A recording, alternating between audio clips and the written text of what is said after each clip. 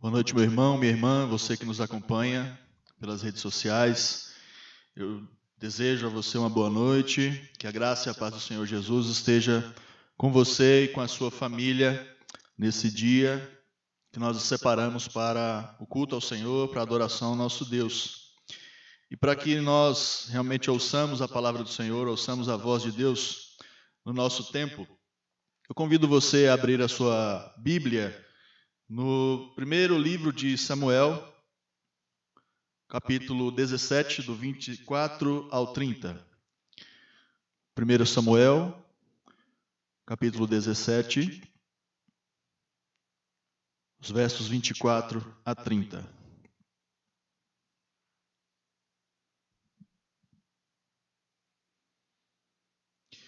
Assim diz o Senhor na sua palavra, leamos com fidelidade e com total zelo por essa palavra do Senhor. Todos os israelitas, vendo aquele homem, fugiam de diante dele e temiam grandemente e diziam uns aos outros: vistes aquele homem que subiu? Pois subiu para afrontar a Israel. A quem o matar, o rei o cumulará de grandes riquezas e lhe dará por mulher a filha, e a casa de seu pai isentará de impostos em Israel.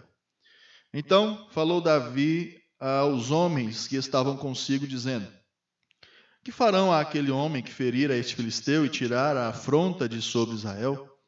Quem é, pois, esse incircunciso filisteu para afrontar os exércitos do Deus vivo? E o povo lhe repetiu as mesmas palavras, dizendo: assim farão ao homem que o ferir. Ouvindo Eliabe, seu irmão mais velho, falar àqueles homens, acendeu-se-lhe a ira contra Davi e disse: por que desceste aqui?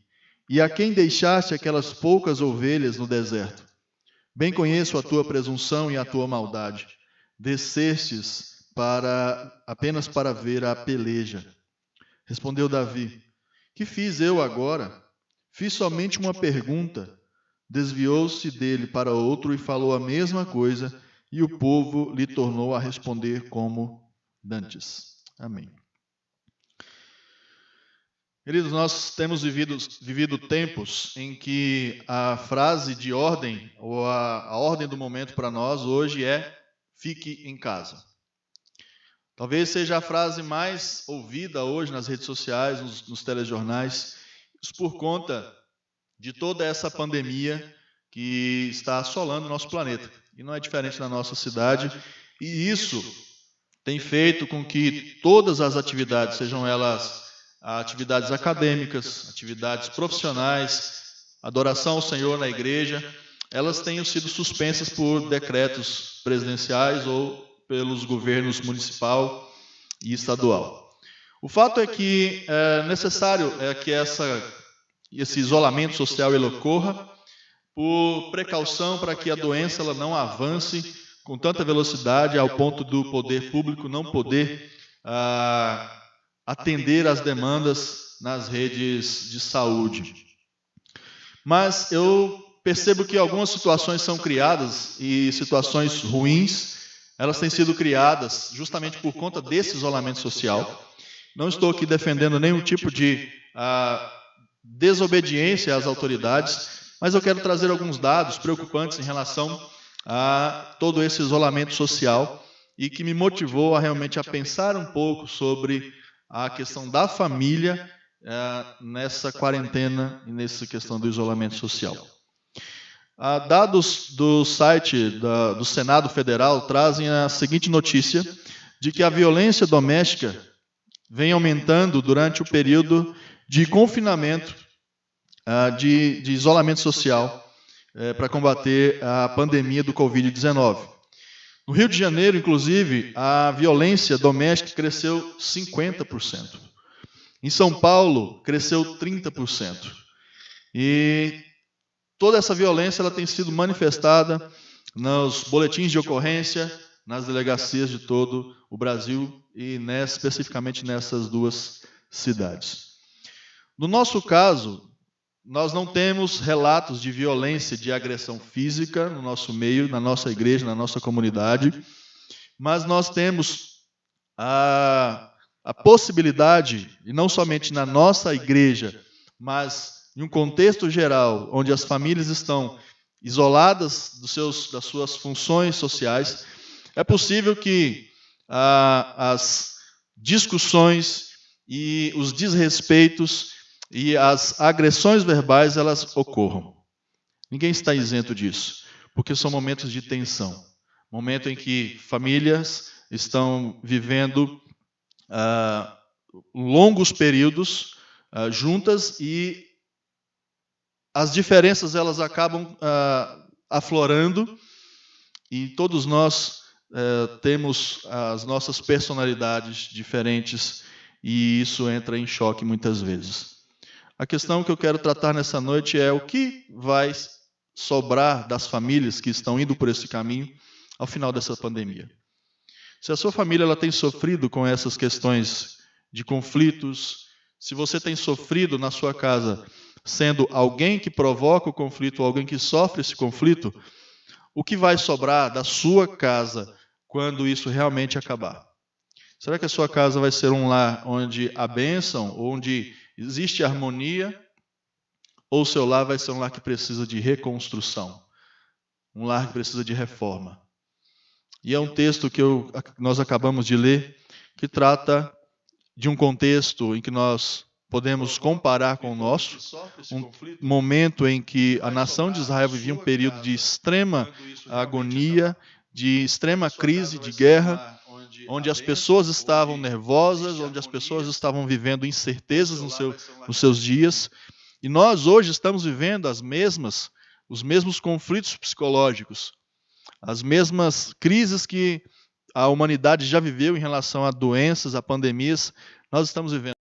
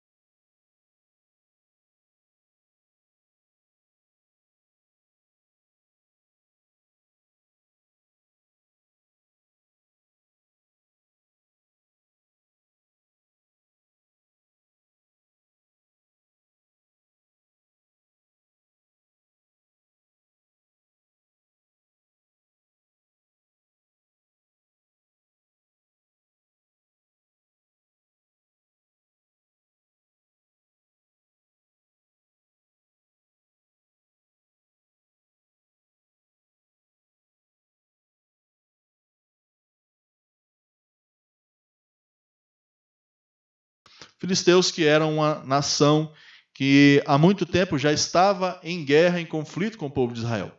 E essa é mais uma das guerras travadas entre essas duas nações. Só que essa é diferente. Essa guerra em específico, essa batalha em específico, ela traz um nível de nervosismo, de estresse maior do que as outras batalhas, por alguns motivos que eu quero listar aqui com os irmãos. A situação de crise que se instalou em Israel nesse momento, primeiro, era realmente por causa da guerra, que já é uma situação onde o conflito, o estresse, todo esse clamor social, ela já é aflorada. E a guerra, essa batalha em específico, ela ocorre num lugar com um nome até mesmo sugestivo, e um lugar onde provavelmente o exército já comparecia, já com essa incerteza e com esse medo, esse receio no seu coração. Esse lugar, como nós vimos no texto, se chamava Éfes Damim. Éfes Damim é uma expressão que significa fronteira sangrenta. E por que ela recebe esse nome de fronteira sangrenta? Porque provavelmente muitas batalhas, muitas escaramuças até ali haviam sido travadas e ali era um lugar realmente onde banhos de sangue ocorriam. Imagine você indo para esse lugar, imagine você indo para essa circunstância a um lugar chamado fronteira sangrenta. provavelmente o seu fator psicológico já estaria um pouco abalado com tudo isso. Outra situação que o povo de Israel enfrentou nesse período histórico, nessa batalha em específico, além dessa, é que eles enfrentaram as ameaças de um homem que mais parecia um tanque de guerra. É nesse momento, a partir do capítulo 17 de Samuel, 1 Samuel, que nós vemos a inserção da figura muito conhecida por nós, que é Golias. Golias é um homem de quase 3 metros de altura. A sua armadura pesava cerca de 60 quilos. Ele usava um dardo gigantesco entre os seus ombros e a sua lança, apenas a ponta da sua lança, pesava cerca de 7 quilos. Na sua cabeça ele trazia um capacete de bronze. Imagine você, um soldado do exército de Israel, indo para a fronteira sangrenta, se deparando com um homem que valia por quase todo o exército de Israel junto. E esse homem apenas não estava ali no campo de batalha, como nós sabemos e conhecemos muito bem essa história. Golias, então, ele começa a desafiar o povo para um combate homem a homem. Golias não queria que os dois exércitos eles se confrontassem, mas ele queria que o exército de Israel escolhesse apenas um para lutar contra ele. E além disso, além desses desafios de Golias, para que a batalha fosse apenas com um único homem, Golias propõe algo que também provavelmente trouxe bastante temor e estresse para a situação que já era calamitosa. A proposta de Golias para esse momento é que a nação daquele que perdesse fosse escrava da nação daquele que vencesse. Aquilo que já estava ruim, aquilo que já estava difícil para o povo de Israel, agora se complicou ainda mais. Porque o povo estava num lugar temeroso, o povo estava diante de um homem que valia por um exército, e que provavelmente na cabeça do povo, da cabeça dos soldados de Israel, não tinha nenhuma chance para vencer aquele homem. E agora com essa proposta de escravidão. O que pensariam, o que estavam pensando esses homens, esses soldados de Israel? Certamente eles seriam escravos, se não fosse a intervenção divina nesse contexto. E então, para piorar a situação, além de tudo isso, esses conflitos que estavam acontecendo, toda essa situação de crise, aquele que deveria se colocar diante do povo para realmente ser aquele que vai à batalha por eles, é um dos que se acovardam, que é Saul. O rei Saul deveria ser aquele que estaria à frente do seu povo, que estaria lutando por eles, que levaria a sua força ao campo de batalha, se preciso fosse, morrer por eles. Mas Saul se acovarda. A crise então se instala, o povo começa a ter uma grande incerteza e insatisfação ali, estão com medo, e a sociedade então de Israel começa a perceber que o rei que eles tanto queriam, o rei que eles ansiavam e que eles pediram a Deus, não é o rei que vai salvá-los de Golias. E nesse momento, o povo de Israel então percebe que precisa de uma ajuda ainda maior. A crise se instala, o estresse social se instala, e quando o estresse social se instala, quando nós deixamos o estresse, o fator psicológico influenciar nos nossos relacionamentos, talvez isso seja um grande fator para que a nossa família ela sofra. Nós vamos nessa noite apenas focar no diálogo ou na fala do irmão de Davi, Eliabe. Nós vamos apenas ver como situações de crise, situações tão calamitosas como a que nós estamos vivendo hoje, em que muitas famílias estão vivendo um verdadeiro pé de guerra em casa, nós vamos entender como, a partir da fala de Eliabe, a partir das perguntas retóricas e da resposta que Eliabe dá para Davi, como a nossa família pode, então, passar por períodos de crise sem seguir o exemplo do irmão de Davi. A palavra de Deus diz que Eliabe, ele toma uma atitude quando vê Davi no campo de batalha. A situação que já era difícil, complicada, havia um estresse já. Ela então atinge Eliabe, quando Eliabe vê o seu irmão mais novo no campo de batalha e dialogando com os soldados ali, perguntando o que o rei daria para aquele que realmente matasse Golias e tirasse a afronta daquele homem sobre os exércitos do Senhor. E nós percebemos que Eliabe é alguém que não reage muito bem a esses conflitos, a essa crise social, e especialmente contra a sua própria família. Ele então profere algumas palavras que nós vamos ver então a partir do verso 28 e tirar algumas lições apenas desse diálogo efetuado entre Eliabe e Davi. E a primeira questão que eu trago em relação à insensatez de Eliabe, às suas palavras contra Davi, é que na crise Eliabe não agiu de forma prudente.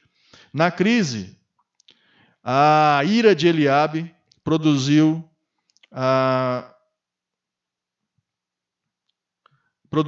uma mudança na sua fisionomia. A crise de Eliabe, ou a crise social que eles estavam vivendo, Eliabe mudou até mesmo as suas expressões faciais. Até aqui nós não entendemos que Eliabe pecou, porque a mudança nas expressões, na face de Eliabe, não significa que ele estava pecando. A expressão acendeu-se-lhe a ira justamente significa queimando o seu rosto. Ou seja, Eliabe ficou tão transtornado com Davi que ele teve o seu rosto, a sua fisionomia alterada. E até aqui, como nós já dissemos, não há pecado nenhum. Eliabe não pecou apenas por estar irado, porque a própria palavra de Deus diz: irai-vos e não pequeis. Citamos um exemplo, inclusive, do próprio Jesus, que diante de todo aquele comércio no templo de Jerusalém, ele entrou no templo indignado e, com certeza, com a sua face alterada, ele expulsou todos dali. Ele virou as bancas e ele então expulsou todos aqueles cambistas dali. Então, até aqui, nós não entendemos que Eliabe errou ou pecou em relação a tudo isso. Porém, quando a ira de uma pessoa chega a tal ponto de ele ficar transtornado, de as suas feições mudarem, é preciso ligar um botão de alerta. O que Eliabe faz até aqui não é pecado, mas é pecado o que ele faz depois. E é aqui que eu gostaria que você começasse a refletir nas suas atitudes, caso a sua casa, o seu lar, ele esteja passando por períodos de crise relacional. Períodos de crise em que as pessoas estão se agredindo, estão dando más respostas às perguntas simples, não estão conseguindo se comunicar direito. Eu espero que você então tire algumas lições sobre a atitude de Eliabe em relação a Davi, seu irmão. O que ele fez, como eu disse, não foi pecado. Mas agora é que começa então o grande problema que nós vamos então perceber aqui nesse texto. Na crise, segunda coisa que nós percebemos nesse texto, na crise, a ira de Eliabe produziu palavras insensatas. Se a sua afeição mudou, e esse foi o primeiro sinal para que ele se policiasse a sua língua, para que ele não proferisse nenhum tipo de insulto, aqui ele comete o seu primeiro insulto. Aqui a sua família, então, que se personifica em Davi, começa a sofrer com a sua insensatez. E o que nós percebemos, então, é que Eliabe faz duas perguntas, como nós já dissemos, perguntas retóricas, e ele, então, responde essas perguntas no final. A primeira pergunta que Eliabe faz ao seu irmão, e que revela um teor de pecado, de malícia e de insensatez, é a pergunta: por que descestes aqui? Essa pergunta ela vem imbuída, ela vem mesclada em uma série de sentimentos que nós podemos perceber que Eliabe não está buscando uma resposta de Davi. Eliabe não quer que Davi se justifique. É aquele tipo de pergunta que nós fazemos, mas nós já temos a resposta nos lábios. E esse foi o caso de Eliabe. Eliabe age de maneira errada com Davi quando ele faz essa pergunta. E essa pergunta é algo que ele quis dizer mais ou menos por que ele não estava fazendo o que devia. Por que você está aqui nesse lugar se você não foi chamado? O que Eliabe está acusando Davi de ser é de ser intrometido. É de não estar aonde deveria. É de não estar fazendo aquilo que ele deveria fazer. E de estar se intrometendo na vida e nos assuntos onde ele não havia sido chamado. E é isso que nós percebemos aqui na fala de Eliabe. Davi não deveria estar ali. O que para Eliabe, Davi era um intruso. Davi não deveria estar se envolvendo com esse tipo de assunto. Quantos de nós não temos isso na nossa casa? Quantos de nós não achamos que assunto A ou assunto B não diz respeito a tal pessoa? E quando essa pessoa talvez venha dar a sua opinião sobre esse tipo de assunto, ela não é bem tratada. É assim que começam os conflitos em casa. Quando nós achamos que os assuntos abordados em família não dizem respeito a todos os membros da casa. E isso gera desrespeito. Isso gera palavras insensatas. Mas se Eliabe achava que Davi não deveria estar ali, que ele estava se envolvendo em negócios que ele não deveria, que ele não traria contribuições estando ali naquele momento, nós percebemos que Davi, ele deveria estar ali. Davi, ele é alguém que está seguindo ordens, ele não está ali a passeio. O que Davi está fazendo ali naquele momento é seguir a ordem do seu pai, uma ordem dada no capítulo 17, verso 17 a 20. Davi está ali naquele lugar levando mantimentos para os seus irmãos, inclusive Eliabe. Se Eliabe foi o primeiro a criticar a presença de Davi naquele lugar, talvez tenha sido alguém abençoado pela presença de Davi ali. E ele não deveria ter proferido palavras insensatas, porque ele não conhecia o contexto que havia levado Davi ali naquele lugar. Talvez Davi nem queria estar ali. Talvez Davi preferia estar cuidando das ovelhas da sua família. Mas ele estava ali cumprindo ordens. E ele não era um intruso.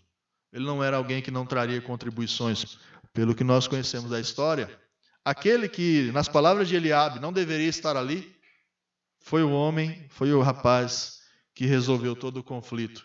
Matou o gigante e assim livrou Israel de todo aquele caos que se instalaria.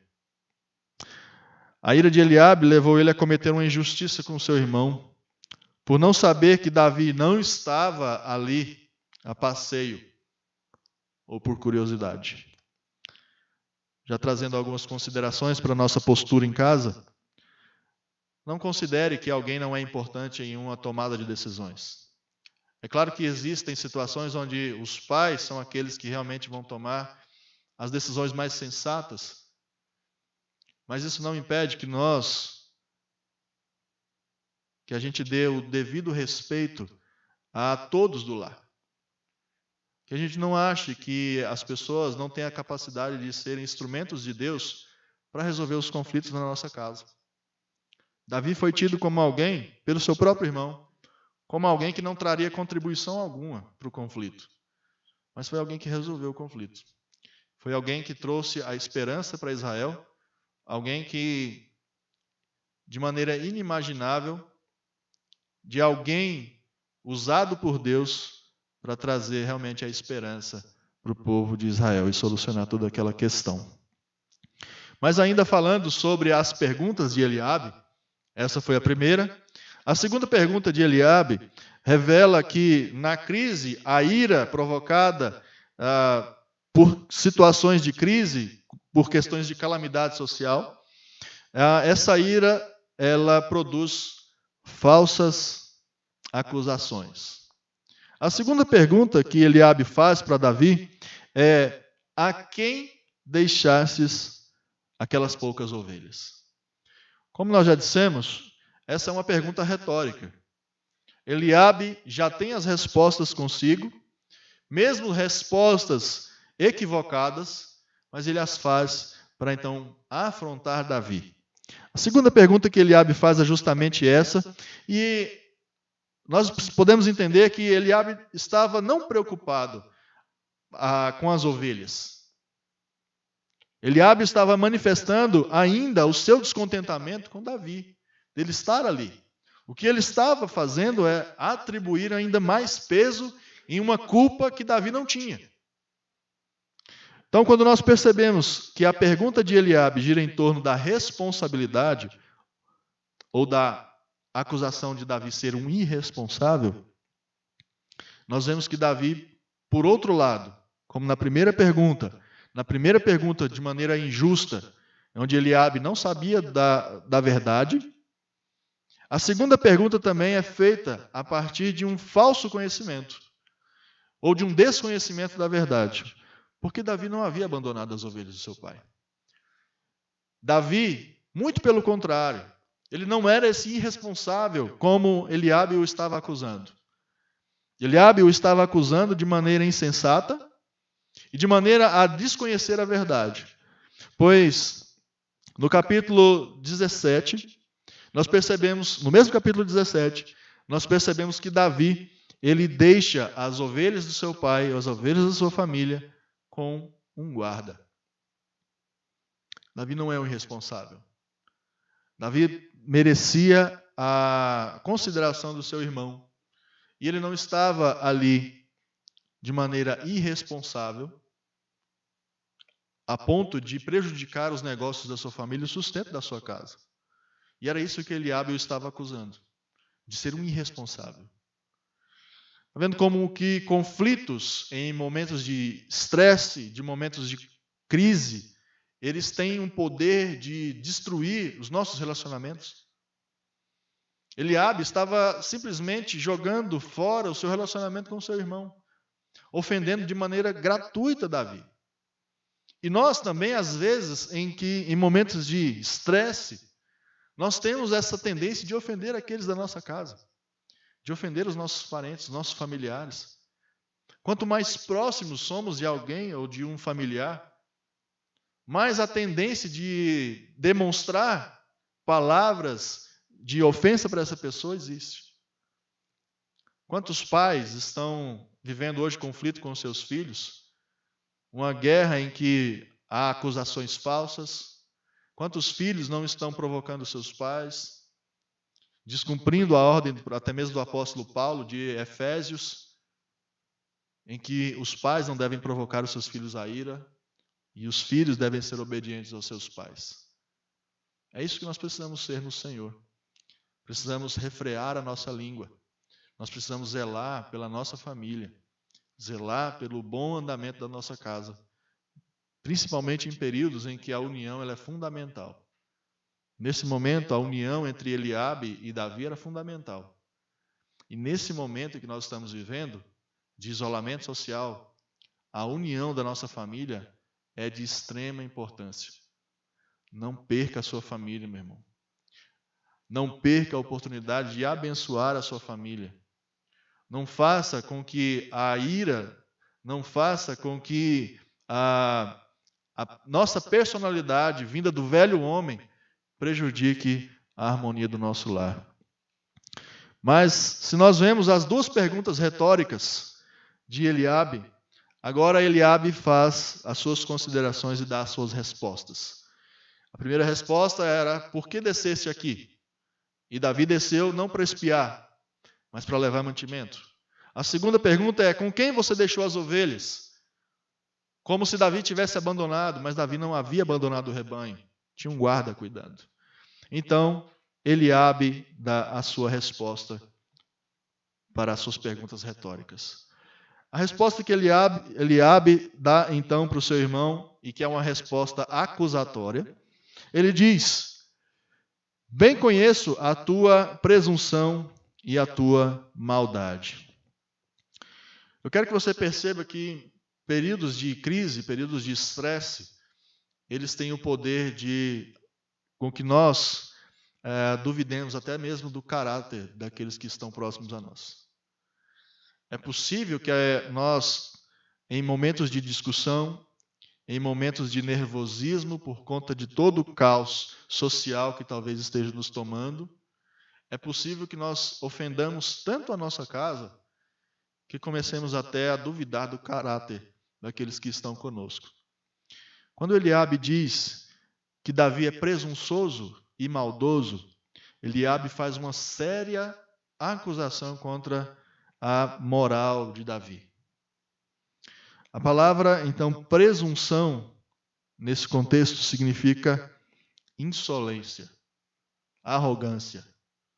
Eliabe acusa Davi de ser um insolente, um arrogante, de ser alguém que está trazendo um conflito para a sua casa, um conflito para aquele momento. Porque era alguém que estava buscando certa instabilidade para algo que já era difícil. E o que nós percebemos então com a outra palavra que Eliabe emprega para Davi é que Eliabe diz que conhece a maldade de Davi. Essa expressão, essa palavra maldade, é uma expressão muito utilizada na época para atacar a ética das pessoas. Então Eliabe utilizou essa expressão, essa palavra, para qualificar o caráter de Davi, dizendo que a sua ética era uma ética má, era uma ética ruim, uma séria acusação contra o seu irmão mais novo. E não é muito difícil, como nós já dissemos, que em meio a todo esse conflito, a gente comece também a ofender a nossa família e atacar até mesmo a ética deles. E nós percebemos que o exemplo que Eliabe nos dá é um exemplo de como não agir nesses períodos de tanto clamor social, desse isolamento. No entanto, como nas outras vezes em que Davi é acusado, Davi era um moço de caráter, conforme o capítulo 16, verso 18. No capítulo 16, verso 18, nós percebemos que Davi é descrito como, entre alguns adjetivos, Davi é descrito como alguém sisudo de palavras. E essa expressão sisudo de palavras, ela tem um significado de discreto, alguém que é inteligente, alguém que tem compreensão e de alguém que é prudente. Eu queria que você percebesse que toda essa acusação de Eliabe, ela não se fundamenta. Ela não se fundamenta em nenhum dos seus pontos, em nenhuma verdade, porque ela não corresponde à verdade da presença de Davi ali, da sua responsabilidade com a sua família e do seu caráter. Portanto, concluindo essa análise da fala de Eliabe, o que nós podemos tirar de que compreensões nós podemos tirar a partir desse momento em que Eliabe tem esse diálogo com seu irmão? Eliabe, ele erra. Nós concluímos que Eliabe erra em dar lugar à ira pecaminosa. Eliabe, ele erra ao dar lugar a uma ira que consome o seu coração e que destrói relacionamentos. Algo que nós precisamos evitar hoje. Eliabe erra em suas palavras porque elas revelam que ele não estava baseado na verdade. Ele não se preocupou com a harmonia dos relacionamentos, com a harmonia do relacionamento com seu irmão. E ele não se preocupou em preservar a figura do seu irmão. Antes, duvidou até mesmo do seu caráter. E o que isso nos leva a tirar de aplicações para nós hoje, queridos? Nesse período em que nós estamos vivendo esse isolamento social, em que os pais, os filhos, os avós, os tios, os primos, eles talvez estejam convivendo por mais tempo do que eles estavam acostumados. Onde as personalidades talvez já estejam entrando em conflito. Onde o estresse na sua casa talvez já esteja alto. O que esse texto pode ensinar para você nesse período de crise que nós estamos vivendo? Tanto o período de crise vivido por Davi e Eliabe, quanto esse período que nós estamos vivendo. Nós podemos tirar algumas lições. Talvez na sua casa esteja havendo agora, nesse momento, uma crise financeira. Talvez na sua casa hoje esteja acontecendo uma crise de perda de emprego. Pessoas podem ter perdido empregos na sua casa. Pessoas podem ter contraído essa Covid-19. Talvez os seus parentes estejam sofrendo, parentes distantes estejam sofrendo por conta desse risco à saúde. Talvez pessoas da sua família já tenham contraído e se curado, mas isso também é um fator de estresse. E esse isolamento social por si só já gera uma série de conflitos psicológicos em nós. E por isso, olhando para esse texto, nós precisamos, primeiro, o conflito ele existe.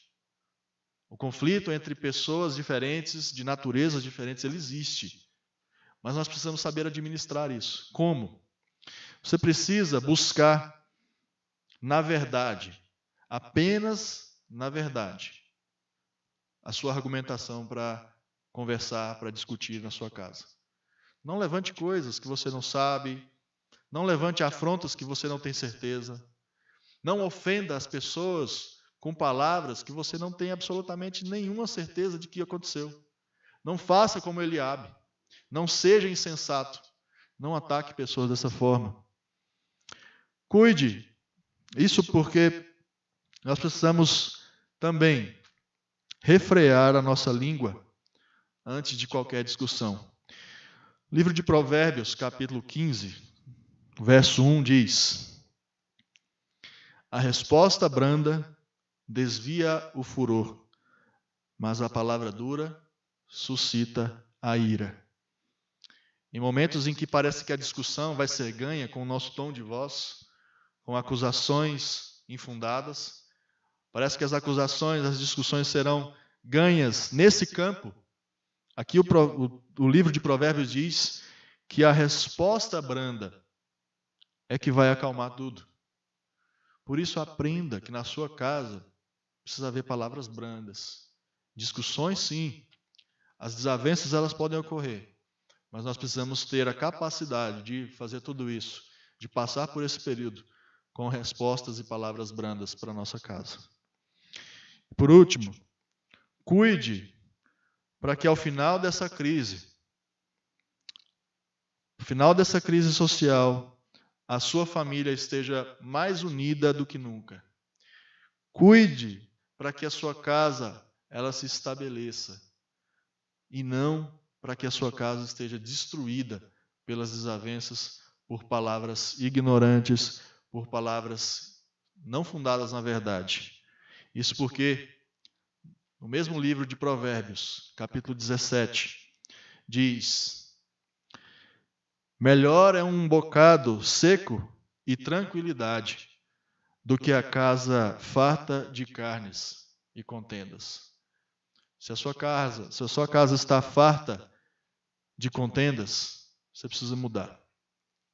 Se a sua casa está farta de brigas, você precisa tomar uma atitude agora. Porque nós não sabemos quando essa pandemia vai acabar, nós não sabemos até onde vai esse isolamento social, esse estresse, mas nós precisamos entender que a nossa família tem que durar, que a nossa família tem que permanecer unida. E não é com exemplos como o de Eliabe que isso vai acontecer. E então, chegamos ao final desta mensagem, fazendo referência ainda a Gálatas, capítulo 5, versos 22 e 23, para que você realmente medite no tipo de fruto que você cristão, que você pai de família, que você mãe, que você filho está dando para o seu lar nesse momento. O texto diz assim, Gálatas capítulo 5, verso 22 e 23. Mas o fruto do Espírito é amor, alegria, paz, longanimidade, benignidade, bondade, fidelidade, mansidão e domínio próprio. Que na sua casa haja esse fruto. Que você dê esse fruto de mansidão, de domínio próprio, de amor, para que a sua casa ela não sofra como o relacionamento entre Eliabe e Davi. Que você honre aqueles que estão à sua volta e que você realmente cultive bons relacionamentos, mesmo em tempos de crise, de estresse, onde as nossas personalidades, elas dizem muito, principalmente quando a nossa personalidade é uma personalidade forte, alguém que às vezes não mede palavras, é nesse momento que o fruto do Espírito vai ajudar a sua casa a permanecer de pé ao final de tudo isso. Que Deus abençoe você, que Deus abençoe a sua casa, que você realmente se refugie no Senhor, para que tudo isso passe o mais rápido e o mais simples possível. Vamos orar? Senhor, nós te pedimos que o Senhor vá ao encontro de cada irmão que esteja assistindo essa transmissão, ao encontro, ó Senhor Deus, de cada coração, de cada família representado por eles. Que o Senhor, em nome de Jesus, faça com que a harmonia esteja reinando no lar de cada um. Que cada irmão, Senhor Deus, faça morrer o seu velho homem, esse velho homem que ofende, esse velho homem que não quer a harmonia, que está em conflito com o Senhor, com o mundo e com o próximo. Que o Senhor, em nome de Jesus, não permita que as nossas famílias, elas estejam, Senhor Deus, sofrendo com guerras internas, com discussões que não se resolvem. Mas que no lar de cada irmão aqui, Senhor Deus, possa reinar a harmonia e que o fruto do Espírito realmente esteja no lar de cada um, Senhor Deus. No nome de Cristo Jesus que nós oramos e agradecemos por tudo. Amém.